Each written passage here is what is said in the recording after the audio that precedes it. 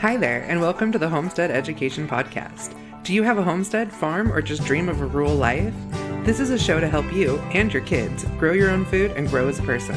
I'm your host, Kody Hanner. I'm a homesteader, homeschool mom of six, and small town enthusiast. I was raised by an old school rancher and blessed by the grace of God to have been exposed to so much of what rural life has to offer. Join me every week to talk about homesteading, homeschooling, and growth with a homestead education.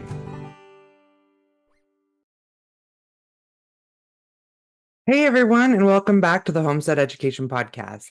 I just want to remind you that you can get all my homestead science books off my website for a new way of teaching agriculture to today's youth and aspiring homesteaders by focusing on small-scale farming and self-sufficiency. If you're a school or co-op and need invoicing, please feel free to reach out to me directly. This also includes my new products, such as homestead trivia and raising self-sufficient kids. The little pause was because I'm videoing too, so I brought it up to show you. Homestead trivia, I'm really excited about. My last podcast was a lot about raising self-sufficient kids, so I'm going to cover homestead trivia a little bit more this time. It's the family game of sustainable living. It has over 300 questions, including 2 cards that are just kids questions as a bonus. We are coming out with an entire kids version, and you'll be able to get both before Christmas. If you have a store or some sort of wholesale setup, just go ahead and reach out to me. I can invoice you and get you some wholesale pricing. So I'm really excited to um, have you guys get this in your hands because it is fun. It's educational. It actually says educational on the box. So for those of you who need things like this for that, you give for Christmas that you get some sort of funding for through your state or some program. It still works for that, but it's still fun. It's a great one to just like bust out and ask your kids some questions, ask your spouse some questions when you have people over for dinner. I mean, it's one of those all around fun games. That really sparks some great conversations because I don't feel like there's any one correct answer to so many homestead concepts. And so, of course, I put the answer on there or an answer that can possibly be a little ambiguous, which is okay. So that there is that opportunity for conversation, which I think is super fun. Um, and there's a couple of different options for playing roles. So make sure you hop over to the website and check this out. It is available for pre-order right now. You will have it before Christmas. I actually have most of the regular Homestead Trivias in stock. I'm just waiting on the kids trivia to get in stock to actually be able to ship out the bundles. But anybody who orders just the regular Homestead Trivia, I can ship that out immediately. So make sure you hop over and check that out. This last week has been, I think I always start my podcast with how crazy life has been, but honestly, my life is crazy. And I think a lot of homestead, homeschool parents can say the same. And I mean, it's not even homestead, homeschool parents, it's any parents, anybody who runs a farm. And I mean, you add those together, and I think we just need to find ways to slow down a little. And I am looking forward to winter time because winter is when I do my research. Winter is when I do art projects with the kids. I mean, I'm still busy. I still create chaos for myself. My husband says that I am the creator of my own overwhelm, and it's probably true, but I like staying busy. And I mean, it's gonna sound a little silly, like tell you guys this. I actually saw a reel earlier where a guy was making ice cream like on the tire of his car and like jacked up his car and like taped the ice cream machine to his wheel and like spun it and made ice cream. And I like I messaged it to my husband and I was like, and this is why like I have no interest in just that like free time because that's where dumb ideas come from. Like, I mean, I even say it in my book, like idle hands make for the devil's like handiwork or something. And I say or something, that's what it says. And I think it's just like I think there's better things that you can do with your time than making ice cream on a tire. So I mean, I don't know. But I mean, I'll spend my whole day to go out to the woods, pick huckleberries with the kids, and come home and make ice cream. I don't know if that makes me any different, but I think it does because I'm teaching my kids sustainable skills. And the ice cream that we're consuming often is milk from our own cows eggs from our own chickens and huckleberries that we go out and hike for and pick ourselves. So I think that's a whole nother level of boredom ice cream making. So I talked a little bit about it in my last podcast, but we went on Friday and picked up 4 hogs that we had butchered from the USDA plant. Now, we've been raising pigs. I mean, raising pigs that we send off to butcher since 2017. So I guess that's like 8 years. Um, this isn't a new one for us. I mean, we're always at some butcher, whether it's a custom butcher, which means it's a state inspected butcher where I can sell the meat directly to my customers. Um, or if it's a USDA plant where, so like, okay, a custom plant is where I can sell a hog to a customer and they can choose to have it butchered at any butcher shop that they want. Now, a lot of customers don't have a butcher shop because this isn't their full-time thing. And so I send it to my butcher shop and then they pay the butcher. Where USDA is a federally inspected plant and I can have my meat butchered and then I can sell the retail cuts, which is like you can come to my property and buy a pack of sausage and a dozen eggs and go home and make breakfast. Um, you can meet me in town and buy a quarter hog and fill up your freezer. I also will be shipping soon. So it doesn't matter where you live in the States, you can get farm fresh pork straight to your door. Um, there are a lot of direct to consumer beef producers where you can buy, like grass-fed beef. There's some pork producers, most of them are completely pasture raised. Mine are not completely pasture raised, and I'm not, they are on pasture, they are fed grain. I think it's good for their systems because they're omnivores and that's what makes them healthy. So most direct-to-consumer pork operators or operations are pasture raised, and that meat it's expensive. I'm not saying it's bad. It's worth every penny, and it takes those animals a lot longer to grow out. And so, um, you're getting, you're getting what you pay for, and those producers put a lot of money into those animals. So they are also, charging a fair price for their production costs. My goal is really to just provide real food to real people. And my prices, they aren't the same as the grocery store. They're always going to be more than that because we're a direct to consumer operation. We we're paying extravagant butcher costs. Um, I buy my feed in bulk, but not nearly as much as a um, commercial producer is buying it. And I mean, they're paying, you know, $100 a ton and I'm paying 400 a ton. However, because of the way we choose to feed our animals, which they are on a non-GMO feed, but it is not certified non-GMO because it's made from the like tailings or the extra from non-GMO feed. You know what? That's a choice we made. I know that I'm still feeding them a good local product that's made with no corn or soybean. It has wheat and peas and barley in it. It's an amazing feed. And that's what we choose to feed because it saves us a couple $100 and I know that my animals are healthy. And that's primarily what I feed my breeding stock. Now, my um my feeders, they get a local or I don't know if it's non-GMO. Actually, I need to check that. I feed them a local, I know it's organic, feed that, yeah, has, the non-GMO or God, why do I keep saying that? It's the corn, no corn and soybean, it's barley, wheat, and peas. Peas is the main protein source.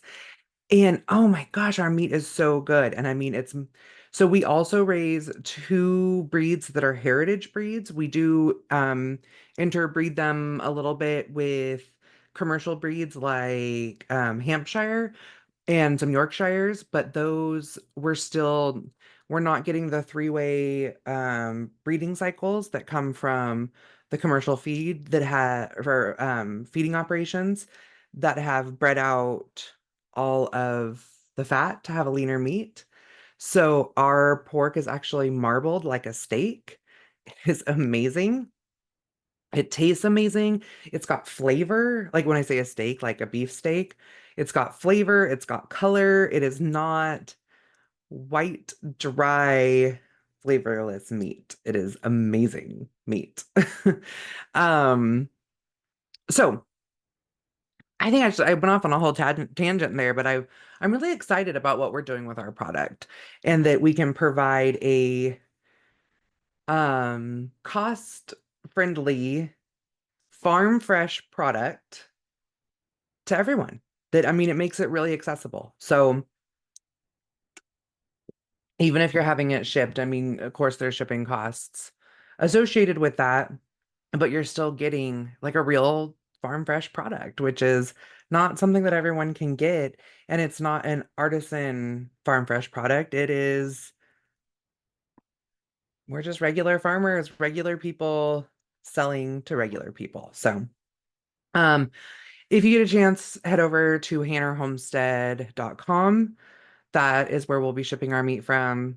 Our website is getting a little makeover right now, but it still has options to be able to contact us or to get on our mailing list and, get like some of our recipes, find out when we're shipping, find out what new products we have. Of course, if you're local, you have way more access to products because there's a lot of things we can't ship, like milk and eggs. Um, so moving on, when we picked up these pigs, we didn't know how much room we had in our freezers. And now we have, see, one, two, three, four, five large freezers. And then of course we have, like two fridges that have little freezers on top and then our house freezer. I know that sounds like a ridiculous amount.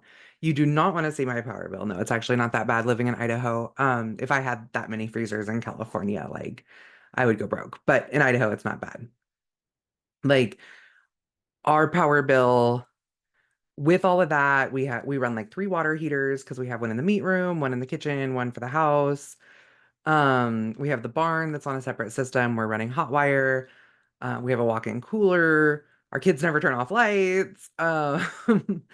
And with all of that, my power bill is less than my mom's power bill ever was when I was growing up like 20 years ago in California.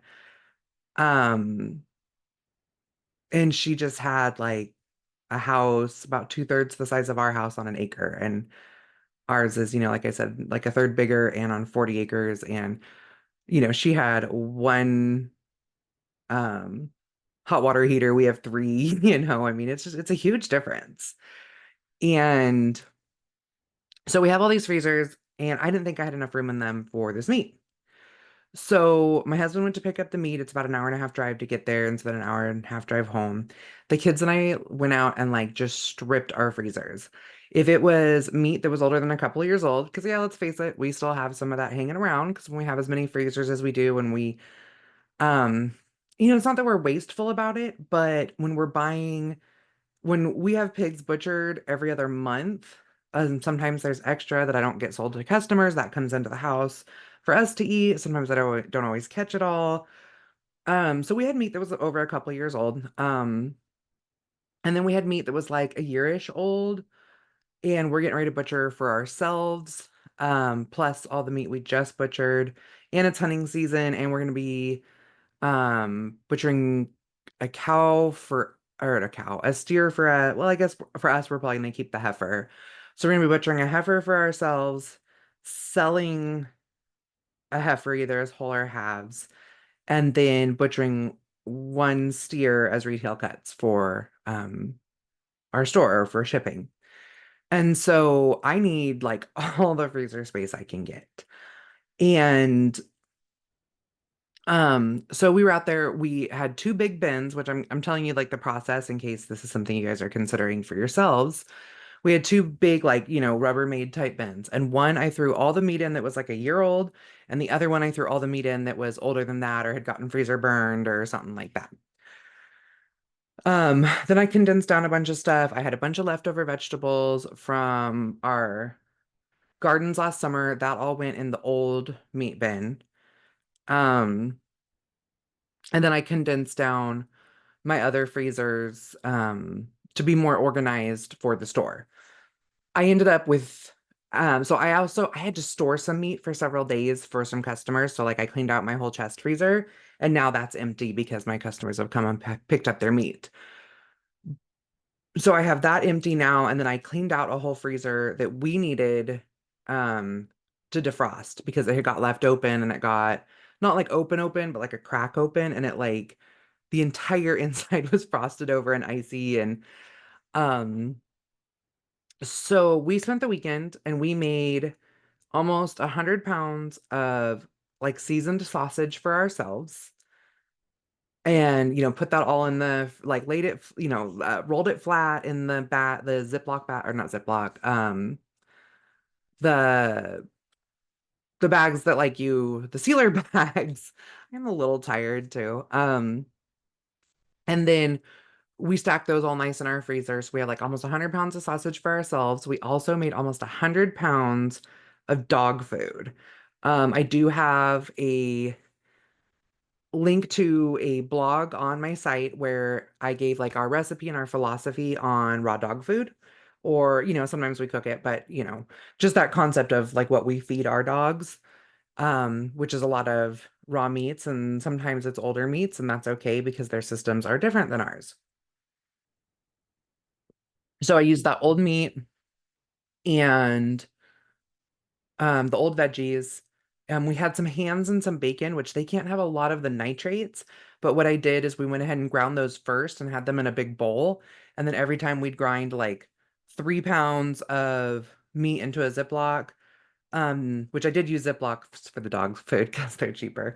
Um, I would do a handful of like bacon or ham in there. So it just had that little extra flavor. We were also throwing handfuls of like zucchini and potatoes and stuff like that in there. So they're going to get like really good food. And then we still feed them bagged dog food, but I mix it with that and it just saves us a ton of money over time. Um, and then we had just picked like 500 pounds of apples off of our trees. And to be honest, we didn't even get all of our apples. Like we came home from Homesteaders of America and our trees that were covered in apples, and we're like, oh, we'll be home in a week. Like there'll still be plenty of apples. There were not. But we also missed out on a lot of our pears too. But we were able to pick probably close to 500 pounds of apples. And we've been processing those all weekend at the same time. Um, So we have, let's see, we did applesauce, cinnamon applesauce, apple juice, apple butter, apple pie filling. And I mean, we're still at it. Like, I mean, we are processing and canning around the clock. I have crock pots going. I have just everything. I mean, it's just going constantly. The kids are taking turns cutting up apples because, nobody wants to do that the whole time themselves. I cleaned out all of our pantries to make room for all this stuff. So like we just had a really good reset the last like 3 days and it feels really good. We have a lot of stuff in the pantries and I have room if we get a deer or something. And then I'll continue to still have room if when we butcher beef in the spring, which our beef is grass fed. So there'll be 18 months, or no, I'm sorry, the one steer will be two in January. He's probably gonna be closer to 30 months when I butcher him. So it'll be late spring. And then I have two others that'll be two actually next. So I guess it's a little while before I do the beef. I apologize on that. Because we have four that we're gonna be butchering in the next year and a half. And one is just going to us, and he's gonna be ready to butcher here really soon. He's the one who's almost two. So basically, that is what sustainability can feel like. It was a lot of work. We're tired. I did spend probably a couple $100 this weekend getting all the spices and extra jars and lemon juice and the things that I needed to butcher. The kids had some friends up. We got a pizza. So, I mean, there was some money associated with that. But I mean, when we look at the big picture, like I just said, we have, I mean, minimum just the 100 pounds of sausage to buy that at the store. Um, that's, I guess at $5 a pound, and I mean, that's minimum. That's $500 right there in sausage that, I think I spent $50 at the spice store getting the specialty spices and then maybe another 20 on the bags. So, I mean, of course, we raise the meat ourselves originally and that type of thing. But, when I raise a whole hog and sell three-quarters of it and keep a quarter and make sausage for myself, pretty much that meat's paid for. Um, so yeah, that's what sustainability can look like. Um, which kind of, like, so my kids, I mean, they're excited. Like they had fun this weekend. This wasn't slave labor. I mean, sometimes they feel like it a little, but I mean, we had a good time. We were listening to music, we were talking. They had friends over to help. It was a good time. We enjoyed ourselves. We got a lot done, and I mean, we're reaping the benefits of it already. And I mean, last night we have so many eggs, it's ridiculous. I don't know why our chickens are laying so many eggs this time of year, but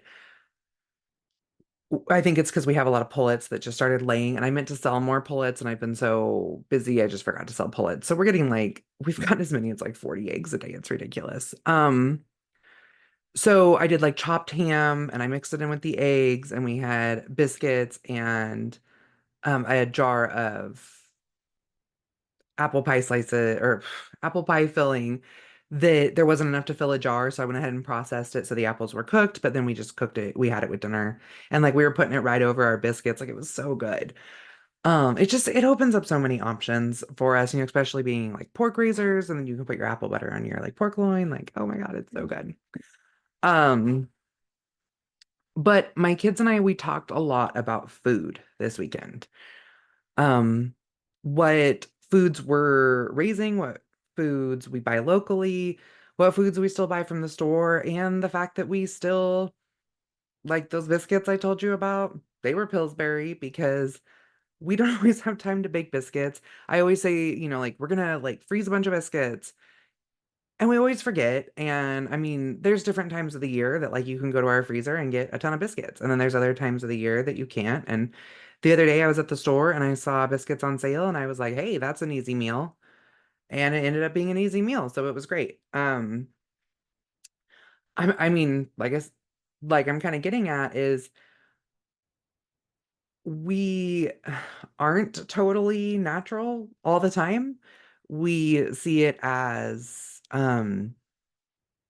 what's the word for it?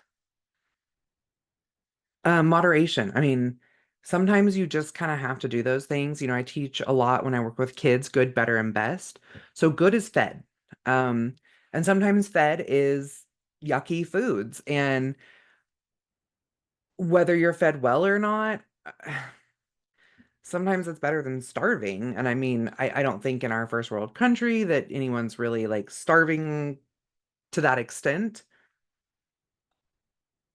But there's times that I'm traveling with my kids across country, and we've been driving across, like Montana for 5, 6 hours and haven't seen anything. And I'd brought snacks, but the kids have kind of gone through the snacks at this point. We finally come across civilization, and our options are gas station food and McDonald's. uh, what do I do? I have to feed my kids, especially the little ones. They don't understand. The older ones, they might be like, oh, like I can wait, or let's go in and see what they have. Like at the gas station, sometimes they have some fresher options. But the little kids, they just don't get that. They just know they're hungry, and I have to feed them something. And, sometimes that have to ends up being a Lunchable or something. Um, it's even been McDonald's a few times.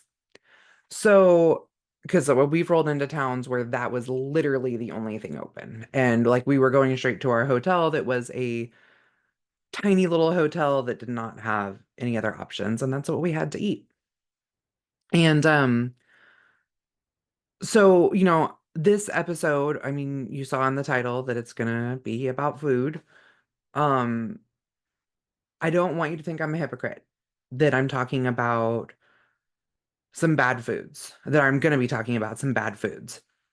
Because I'm not saying we never eat these things, but what I hope from this episode is that you will learn and be able to make some of your own choices, possibly open your eyes to something that maybe you haven't been exposed to. If you hear talking in the background, it's because my kids are really loud. um, that maybe you haven't been exposed to before. Because of the line of work I'm in and the email list that I subscribe to and the people that I follow on Instagram and stuff, the conferences I go to, the politicians that I go to their talks and stuff, this is my whole life. This is all I ever see. And so I think everybody knows this stuff. And I guess, and I don't think everybody knows this stuff, but I forget that everybody doesn't know this stuff. And even myself, as I was doing some research for this episode, I repeatedly started going down rabbit holes of things that I didn't know or didn't know the extent of, or thought maybe they were just things that I saw in passing on Instagram that were maybe like, kind of like a little bit of a conspiracy theorist, like influencer out there, just trying to get likes by saying something crazy. And they aren't. They're real. I I found articles, I found government agency stuff, I found everything. Maybe not everything, but I found a lot and I kind of had to stop because I needed to get here and record to be able to have this podcast out for you. But let's just dive in and you'll kind of see where I'm coming from and what I'm getting at with some of these things. So I plan what my podcast topics are going to be a lot of times up to a month ahead of time, maybe even longer if I have a guest and we've already scheduled or something. So the other day, my daughter and I, some of you have met her like out on the road, Savannah. She just turned 16. The twins just turned 16 last week. Her and I were in the store and she kind of made a joke. She goes, "It's so weird being a homeschooler that went to public school for a couple of years because so many of my friends don't know what box tops are." And I was like, "Oh, are you guys talking about box tops at school?" And she's like, "I don't know. It can't, somebody had something in their lunch that had like a box top like thing on it. And we were talking about it, and I was the only one who knew what it was. And we were laughing because we go to a homeschool co-op, so they go one time a week and just learn with their friends and stuff. She's like, "Could you imagine if we brought a bunch of box tops to the lady who runs our co-op? She'd be like, 'What's this? Like, why'd you bring me your trash?'" Because it doesn't do any good for a homeschool co-op. And we had a good laugh about it. But I kind of like, I even kind of said right in that moment, isn't that special? Like a corrupt system selling, like marketing crap food, sorry for my language, to kids at their corrupt educational system. I mean, what in the world, And it's like, I remember even as a kid myself, like, "Mom, we have to buy the brand that does the box top so that the school can get extra money." And honestly, I don't even know what the school did with that money because they'd be like, "Oh, if you bring in all these box tops, like you'll get a prize." And like they would literally bring in a bag of like dollar popsicles. And I mean, we thought it was great as kids, like, "Oh, we got like the best prize." Um, and I mean, maybe they were buying educational supplies and stuff like that. I'm sure they were. But I mean, we literally pay taxes to pay for the schools, and then the government's not allocating the money properly back to the schools. So they have to market this garbage food to kids to get them to buy their products so that they bring a piece of cardboard in or whatever. I think they have a digital system now. Um, I went on the site earlier to do a little research and it says they have an app, so I'm assuming you can like scan it or something now. Um, and for every, one that's bought, a certain percentage goes back to the school of your choice. If for those of you who don't know, it's called the Box Top for education or something like that. And that's what it is, you turn in a certain number of box tops, whether it's physically or as an app now, and a certain percentage of whatever was sold goes back to the school that you list that you want to be the school that you're providing box tops for. So yeah, this was about a month ago. And I was like, I think we need to talk about box tops and just, like what a joke program that is on the podcast. Now, and I guess even when I say joke program, like, of course I want schools to have money. I mean, I wish that our school system wasn't as corrupt as it what is. I mean, I love homeschooling my kids now, but not everybody can do that. And I respect that not everybody can or even wants to or has the ability, but they should be able to send their kids to a program that they can trust as well. And I mean, we're just seeing more and more that they can't trust it. And then, I mean, even something like this, they are legitimately marketing food that is killing our children to the kids to pay for this system. I mean, it's a circle, and I feel like I've said it twice. So I'm just gonna move on. Um, right after I put BoxTops down on the list, like I think we need to talk about this on the podcast. There's a podcast and lady that I follow, called her name is Jenny Urick. She has Thousand Hours Outside. I think I've talked about her on here before. I know I've had her on here before. I've also been on her podcast. Um, I mean, she's just great. She's fighting for childhood, safe childhoods, healthy childhoods, developmentally appropriate childhoods. So I really love what she's doing, but I'm following her. And she had a gal on who goes by the Food Babe. Her name's Vani Hari. I think I'm pronouncing that right. And they were talking about how the food system over the years has just, in the last 100 years has been like really corrupt. Like I actually screenshotted everything that they were talking about. Like it was like one of those carousels on Instagram. And I was like, oh my gosh, I want to like research all this stuff to put in my book, Homestead History, that I'm writing, which I swear takes me down a new rabbit hole all the time. So for those of you who are waiting for the book, I'm busy in a rabbit hole. Um, I will try not to, have your poor children going down every conspiracy theory hole that I find. I'm kidding. They'll get a few. Uh, anyways, I never know if I should like, take that joke further or not. The book is gonna be very historically accurate, but of course it's gonna have my um somewhat of my bias from the education and experience that I have had. So, I'm screenshotting all of those things to be able to research them and see where they fit into my book. And then I start reading the comments because I'm getting ready to get on there and be like, I applaud you, Jenny, for um, just exposing what is happening in our food system. And this is where it comes to that place where I forget that everybody doesn't know some of these things. And I'm seeing all these people being like, Jenny, don't lower yourself to this point. And when I say like she's really popular, like her podcast has like 8 million downloads. She is like in the top 0.5% of podcasts, like globally. I mean, this woman is rocking it. And people are like, Jenny, don't lower yourself to this point by spreading lies about these diseases and things like that. Because, a lot of it was, these can cause diabetes, and people are coming out and being like, diabetes is genetic. So type 1 diabetes, and like especially in children, yes, is diabetic. Type 2, most of the time, is caused by diet. And so I was just like, wow, like why are people were attacking this woman? And I felt so bad for her because, like I said, I went into the comments to applaud her. And I did end up telling her that, like I was really proud of her for bringing this to light. But some of these things I felt like they were common knowledge, and I just needed to get I screenshotted them just to make sure that I remembered to cite them in my book, not to discuss whether or not they were true. And I mean, even sometimes this stuff makes me question. I mean, I've worked in the food industry for years. I worked in commercial agriculture. I've spent the last almost 10 years of my life in this very, holistic homestead style movement. And so I see it from both ends. And most of what she posted was absolutely true.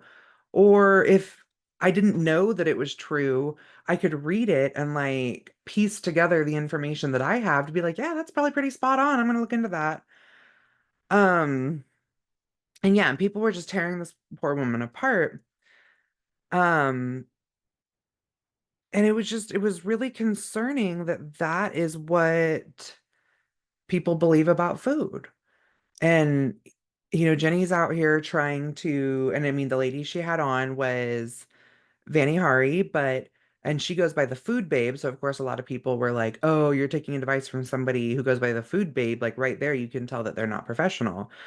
But, Jenny's had people like Joel Salatin on to talk about food. I mean, he was in Food Inc., like, he runs the Rogue Food Convention.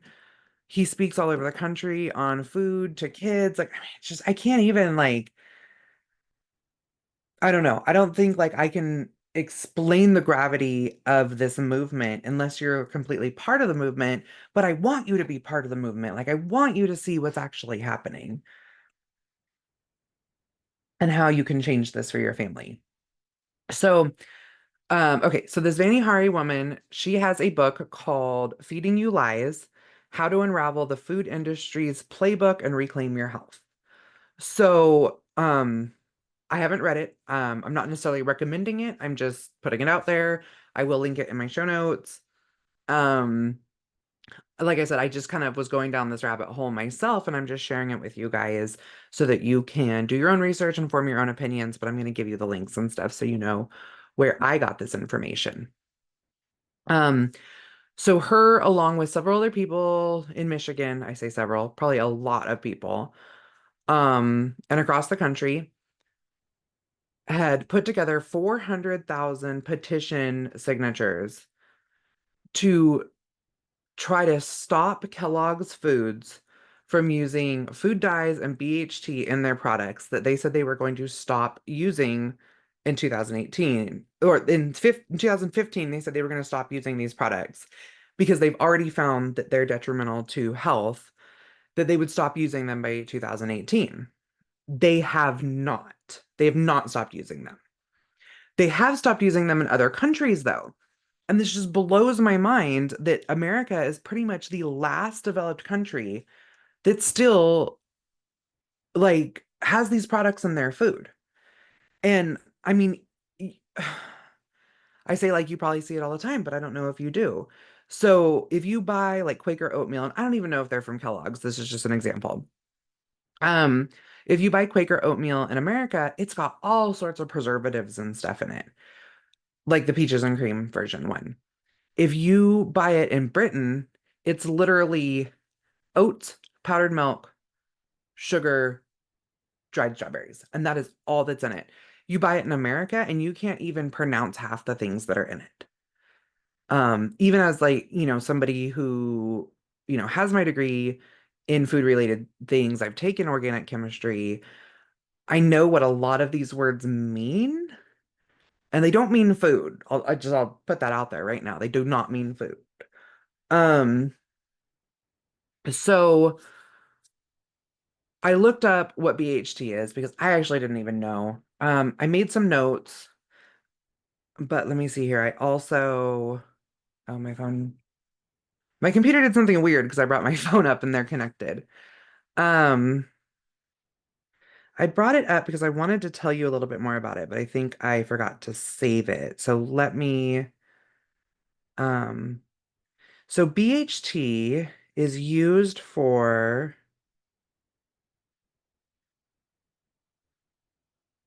it's used as an antioxidant in animal feed.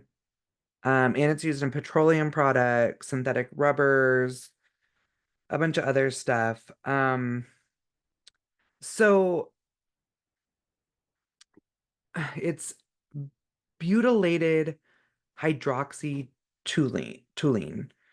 Um, so an antioxidant it says in food and animal feed. That's basically it keeps um it's a preservative, it keeps things from turning colors.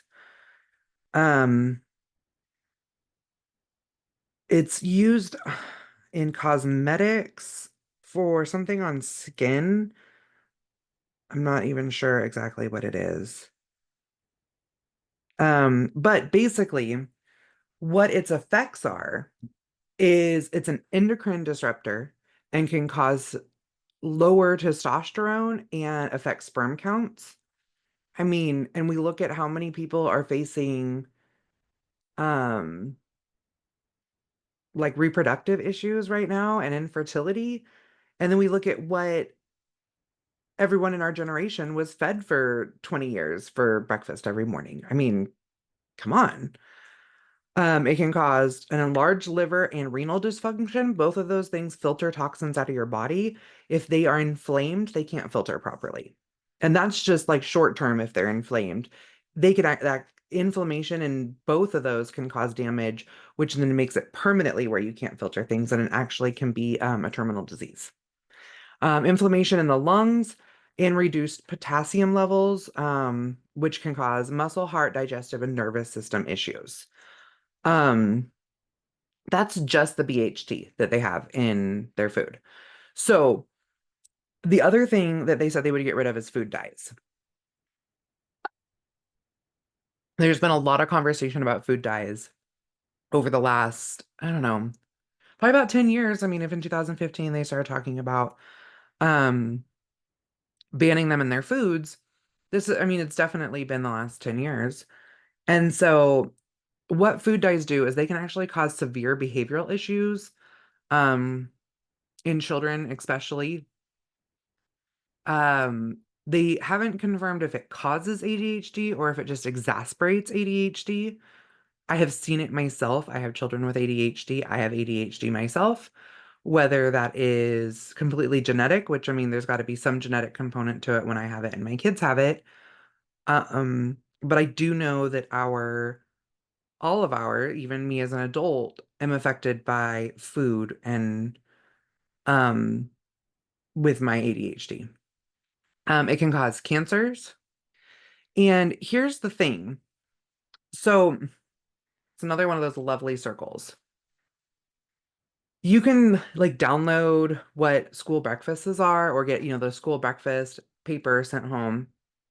A lot of schools offer free breakfasts, especially to low income children. Most of the time, those breakfasts entail Cocoa Puffs, Lucky Charms, all products of Kellogg's. So these products then have these dyes in them that make the children have severe behavioral issues.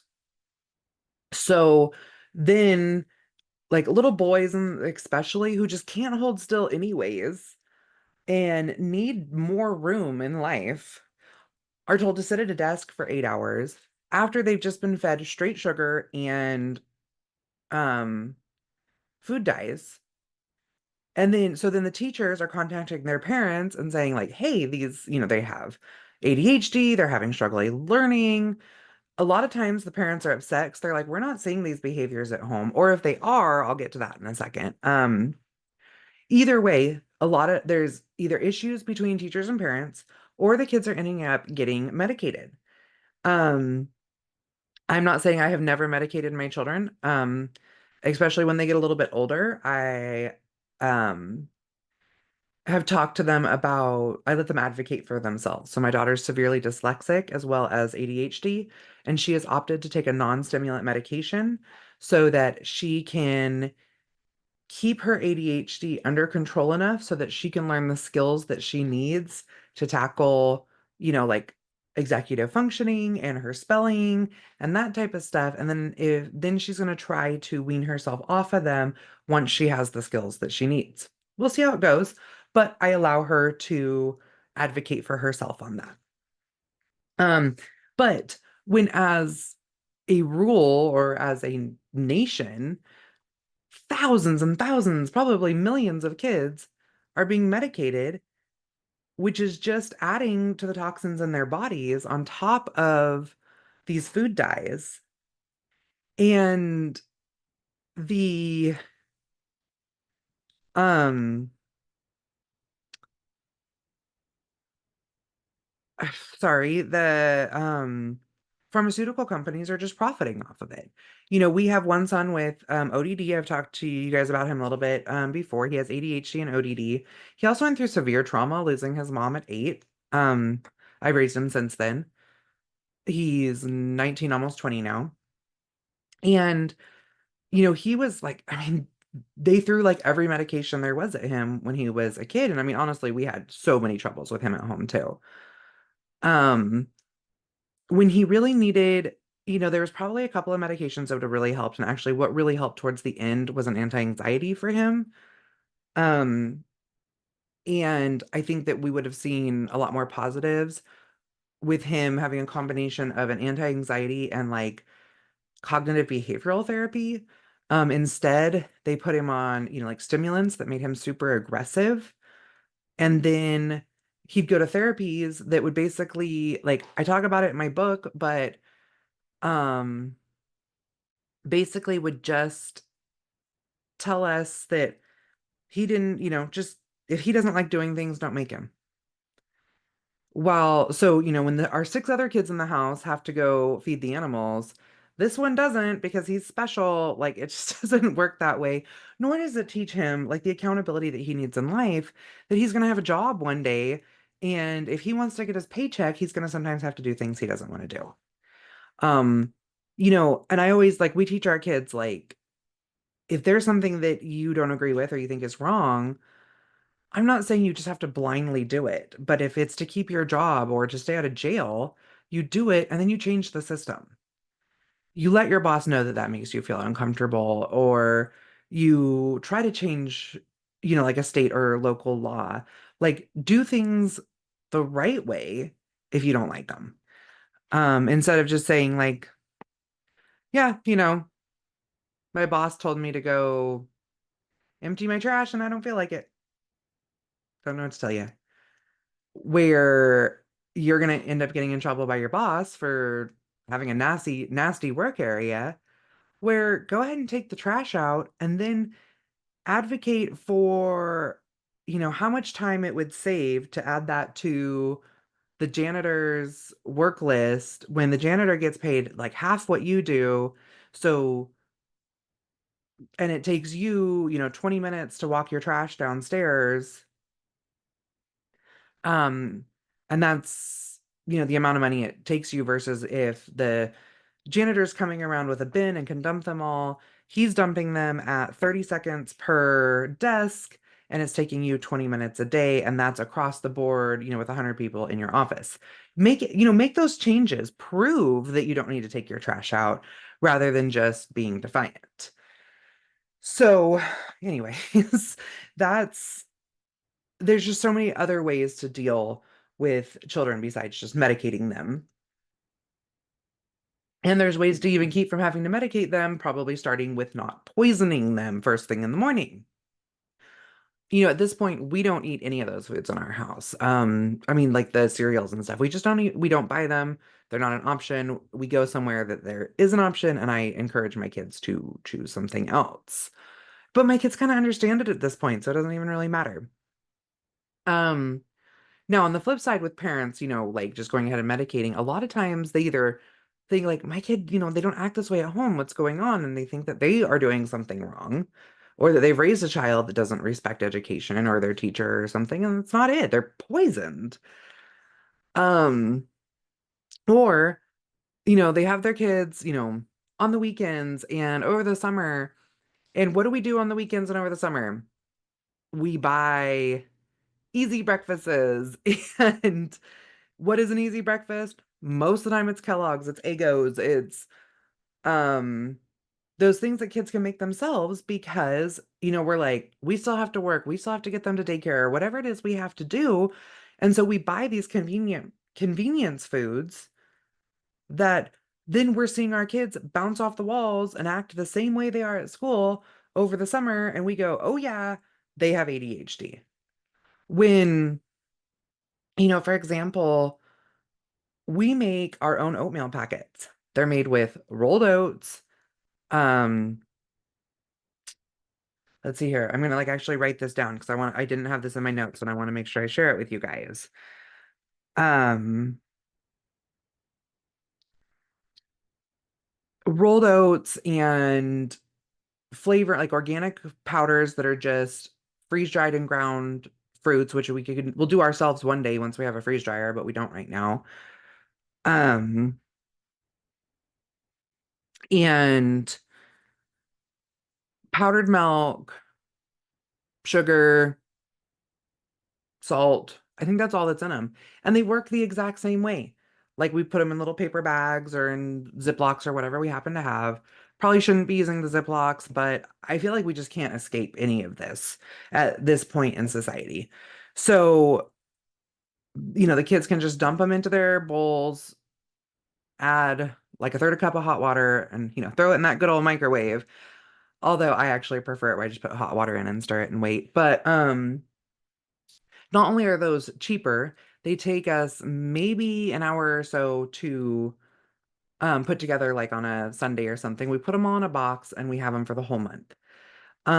They sometimes feel more expensive because you have to buy like those protein or not protein, the fruit powders. They aren't cheap. They're like $25 for a bag, but that bag will last us a year.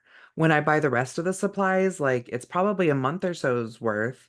But even if you have one kid, and let's face it, those little oatmeal packets don't have enough in them, like when you buy from Quaker.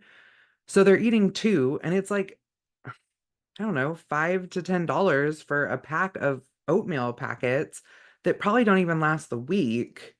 And then if you have more kids, like we have six, there's just no way. Like we have to do it these other ways, and you can too, and it's really simple. I mean, we even do it. We make our own breakfast sandwiches and freeze them. We make um, our own breakfast burritos. We do like the egg bites, like the ones you can get at Starbucks. I don't know if you've ever had those or not. They're really yummy, but when I'm flying, that's one of my favorites because again, I have to eat on the road and they don't let me bring eggs into the airport. So, um, there's so many options to make healthy foods for your kids, and I think you'll see huge behavioral differences. But so they've acknowledged that these food dyes do actually harm children. Um, And so, because everybody wants them taken out of their foods, and they are like, what happened at Kellogg's, they're actually there protesting it. These people, they had 400,000 signatures, a whole bunch of people showed up. It was a thing that they wanted Vani Hari to do an interview with Kellogg's, and they gave them plenty of notice. They put in a request, so on and so forth. And they showed up and they wouldn't meet with them. They never did, get back to them to schedule a time or anything. So they showed up, they wouldn't meet with them. And there was actually people staring out the window with signs that said, "Get off our lawn." Um, yeah, I'm sure you're laughing right now. And I remember when I worked in the food industry, like we would sit down with the marketing team and they would have similar concerns from the consumer end. And there was times that even myself would eye roll over it because we didn't see them as valid. And they are valid. They're very valid. And I even worked for like a more artisan style food company, but I worked on the manufacturing end, not the marketing end that's actually dealing with the people and, seeing what people want. Um, so yeah, Kellogg's would not meet with them.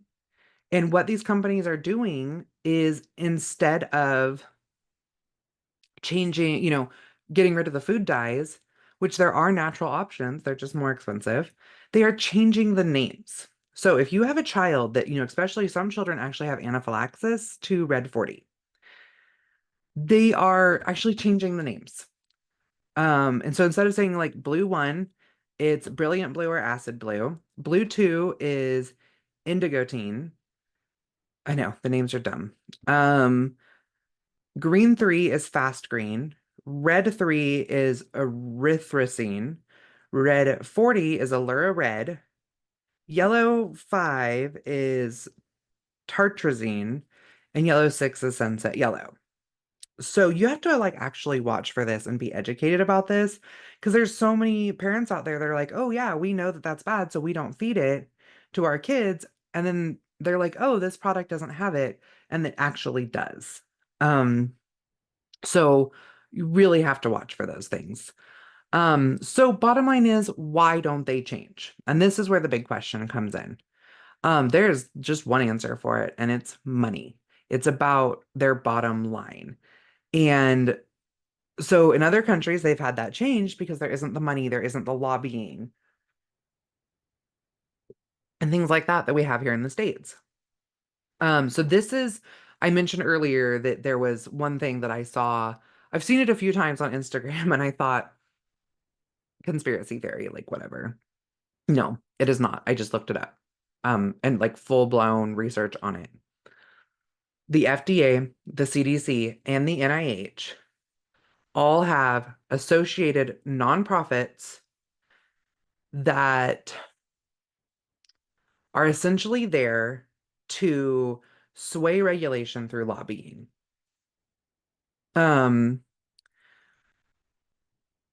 so I mean, of course, there isn't, like or you can just find it straight on the web, like, oh yeah, they're there to sway. But one of their biggest donors is Kellogg's. So I'm not just bashing on Kellogg's, but the thing is, Kellogg's is all over the news right now because of what's just happened last week with this protest. So, um, it's all food companies, but not all of them. But there's all of these ones that are just feeding this food that we know is not good for us, that is just commercialized, industrialized food that isn't even food anymore. It is food-like substances. Whoo, yeah, I'm tired. So, they are the major donors to these nonprofits. And I'm sorry, I don't feel like a government agency should have a nonprofit associated with it, period. But if they do, and they have donors like Kellogg's that's probably donating millions, if not billions of dollars, that is all about the money. And then, so the FDA, you can look this up. They have the Reagan Udall Foundation, the FDAAA, USP, and there's like eight others. And now, like, so the FDAAA is a nonprofit for previous FDA employees for their I don't know, medical care and things like that. So, I mean, that one might be a legitimate one, but some of these others, like, you can just tell by the wording. We're here for, food safety policy, blah, blah, blah. And then their biggest donor is somebody who can benefit off of policy being a certain way. Like, it's like the writing is all on the wall. Um, like if you can't tell, as somebody who has worked in the food industry their whole lives, to have just learned this. And it's just one of those things. Like I was completely ignorant to it. I didn't know that it was there. And so for somebody who's not involved in the food industry, there's probably a lot of things that I've said today that you're like, wait, what?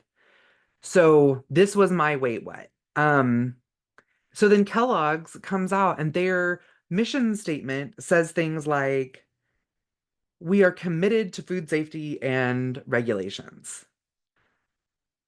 But if you're the one literally paying for what these regulations are, it's I I, I don't know. Um, I guess do what you want with that information. I'm actually reading a book right now. Um, I'm not even sure how I feel about it yet. It's called Farmers versus Foodies. I'm about halfway through it, and it's written by an agriculture lawyer. Um, and he is like really against foodies and the fact that they just keep saying that the food system is broken, the food system's broken, the food system's broken. And I feel like I'm kind of in the middle. And a lot of homestead like people are going to be right in the middle. Now, he wrote this in 2022, so I feel like the homestead movement was big enough at that point. And I'm only halfway through the book, so maybe it's talked about to some extent. But no, I'm going to be the first one to say like farmers are not our enemies. Like 99.9% of them are family farms that are I mean, they're feeding the world. Like that they are they're good people and they're doing something that nobody else is doing. Because there are hardly any farmers left. But I also feel like I fall into that foodie realm as well when I understand like that food is supposed to nourish and heal us, not poison us. Um, so it's kind of a hard book to read at the moment because it's like I agree with him and disagree with him completely in every sentence that he writes. So one of the things he said, and there's another lady that he interviewed and did some work with, where she's more on the foodie end of it, and I wish I wrote down her name, but I didn't. So she actually says the food system is not broken. It's doing exactly what it was designed to do.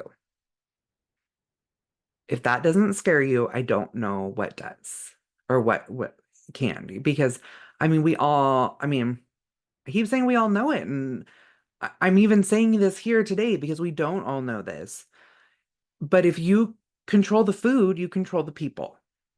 And so what the food industry was designed to do, starting back in about the 50s, when everyone was coming home from World War II, there was a lot of food innovations made during World War II to be able to feed the soldiers, cheaply with foods that, stayed, um, I don't even want to use the word good. Um, and gosh, I think I brought up this concept of good, better, and best recently. And good is fed, better is fed something healthy, and best is, like homegrown, that type of stuff. So they needed to be able to feed vegetables to guys in foxholes. And the only way to do that was like through canned foods and stuff. So there was a lot of food innovations that happened during this time that really jump-started the commercial industrialized processed food system. And with that, they needed to be able to feed a lot more people because that's when soldiers started coming home. That's when the baby boom happened. More people were born between, I think it was 1950 and 1964 than like ever had been born before. Populations were just going through the roof and they needed a way to feed people. And the way they did this is through science and innovation. And some of it has been wonderful and some of it has been horrible. So the thing is, yes, it is doing exactly what it was designed to do, and that is feed the masses. But what are they feeding the masses? That's where the problem lies. That's where it's broken. And so, even though I agree with this guy that it is doing exactly what it was designed to do, or this woman that he interviewed, it is not doing it in what I think a lot of us would see as an ethical way. And so then they also say that, 10 years ago or something, they interviewed a bunch of farmers, and their biggest concern was that foodies, and in this case, they consider foodies anyone who hasn't grown up on a farm, or, I obviously did. And a lot of other people have. So I don't know where that puts me on the list, but anybody, they're saying like, hey, people don't know where their food comes from, and then they want to have an opinion about it.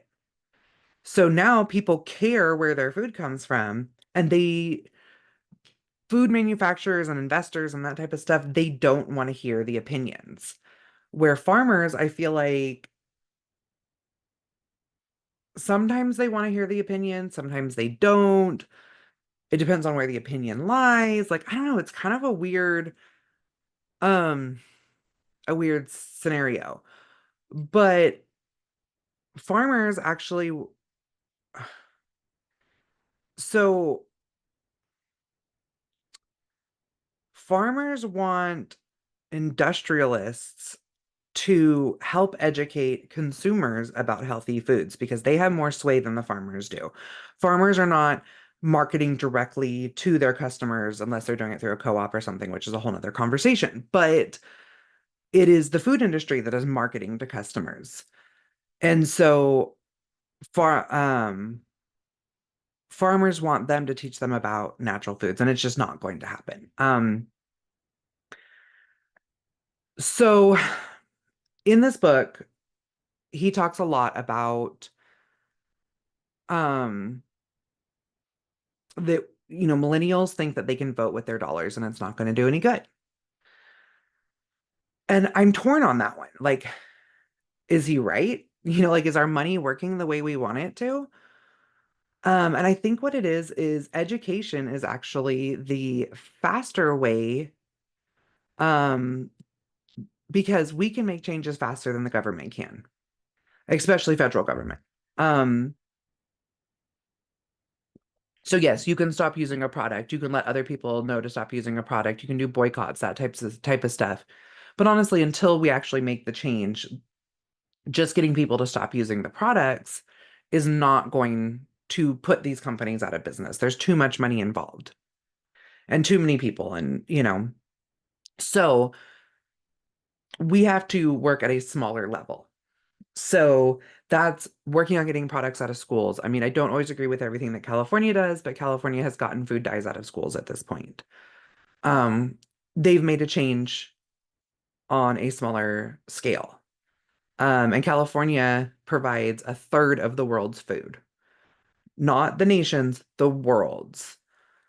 Um, so yeah, get these products out of school, make changes at local elections. That is how you're going to make these changes. You're not going to make them at a federal level, and you're not going to make them by you deciding not to buy some sort of breakfast cereal. Um, I mean, one of the ones on the list for BoxTops was Jojo Siwa cereal or Sewa. I don't even know how to say it. She's like some pop singer for little kids.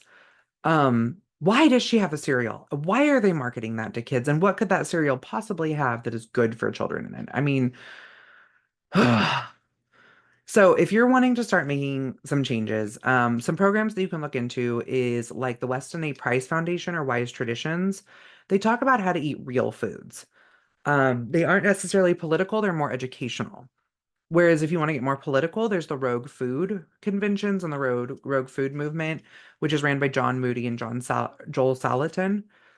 They can be a little out there sometimes, but I've gone to those conventions. I've listened to who was speaking, and yeah, um, they have some really great ideas. And Rogue Food is basically the concept of being able to sell real farm fresh products to our friends and neighbors legally.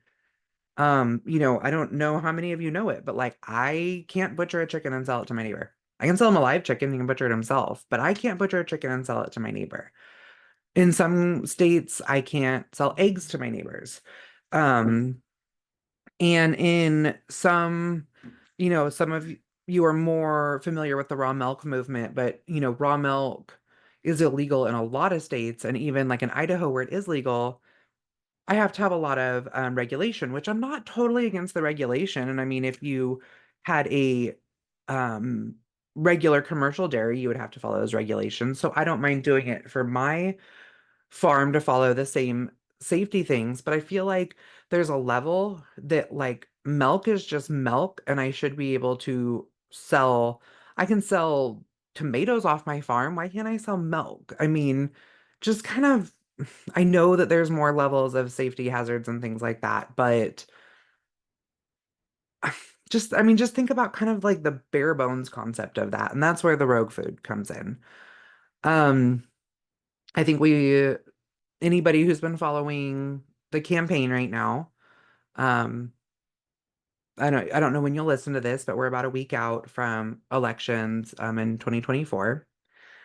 So, um, RFK Jr., he's been a lifelong Democrat.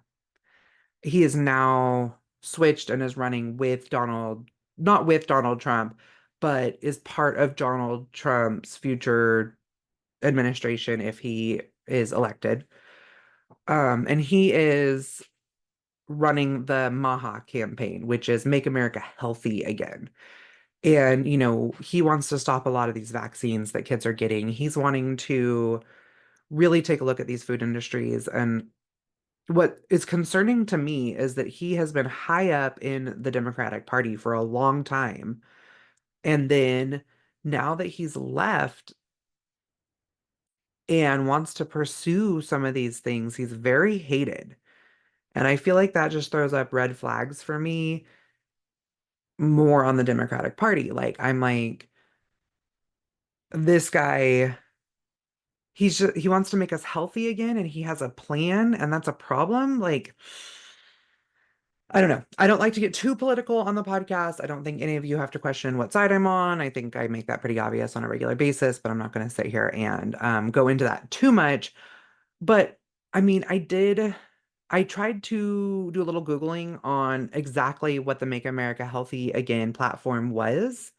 And the first thing that popped up was a New York Times article that says why parents are falling for the Make America Great Again campaign. And then it just went right into every influencer on social media since 2020 that has gone to the top is a like foodie, anti-vax, Trump supporter.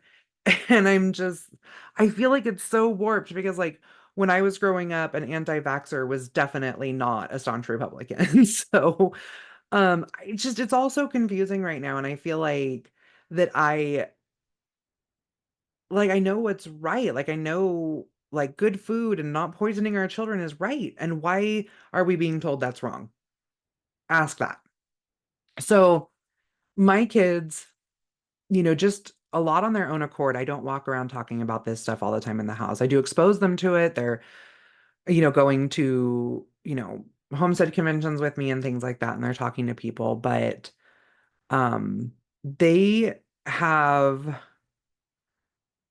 um I mean, they've come to their own conclusions. I mean, I was kind of laughing the other day.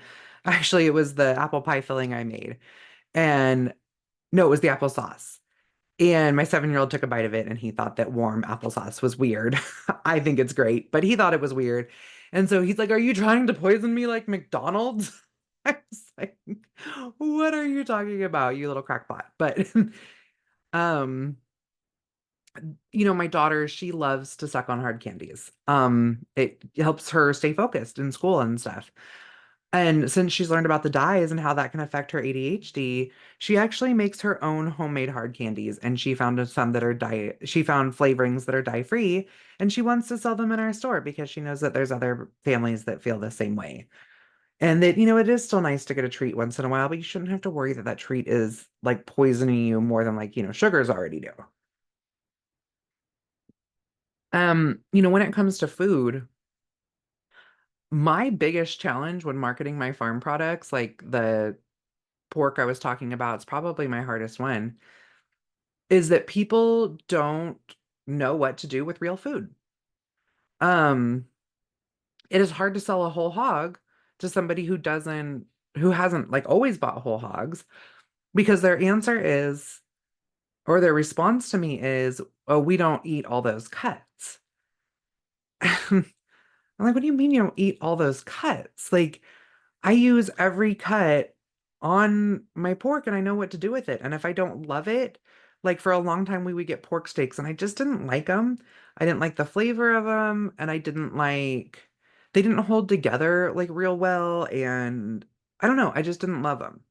But I was like, this is a product and I don't want it to go to waste. And so I found an awesome recipe for Instapot carnitas that just really broke down everything there. And then also, like broke down all the connections, in the collagen and fat and stuff. And then the seasoning in it, like took over the flavor of the pork that I didn't like. And I had an amazing product. Like we actually looked forward to carnita nights with a cut that we hadn't normally used. And I think that that's just so many people don't understand or have not been taught how to use all these cuts. And, that comes down to even like, what do I do with raw milk? If I get farm fresh eggs, is there going to be a chicken inside of them? They buy a bunch of tomatoes and they don't look uniform and from a farm. So they don't use them because they don't look like the tomatoes from the store. But I tell you what, they taste a heck of a lot better. And what it comes down to is uniformity and money. And that's it. That's all of it. And so I think at this point, I'm going to wrap it up because I have been talking way longer than I meant to. I'm going to link everything that I can. I took a lot of notes on this, but I thought of things as I was talking. And so I'm going to try to make sure you have all the links. If there's something I talk about and you don't have a link to it, feel free and just shoot me an email at hello@thehomesteadeducation.com and I'll get you that link right back over to you. Um, but do your research and encourage other people to do their research, especially if there's someone that hasn't been exposed to this movement yet. And I think that they're going to be really surprised. Um, and maybe do it in the next week because it could make some big changes for us. Anyways, I hope that you learned something from this episode and that you continue to keep growing. See you next time. Thank you for joining me today at the Homestead Education, and I hope that I have given you something to think about this week. To help others find me, please comment and leave a review on your favorite podcast player. You can also follow me on Facebook at the Homestead Education and Instagram at homestead_education. Do you have questions that you would like answered or just want to say hi? Please email me at hello@thehomesteadeducation.com. Until next time, keep growing!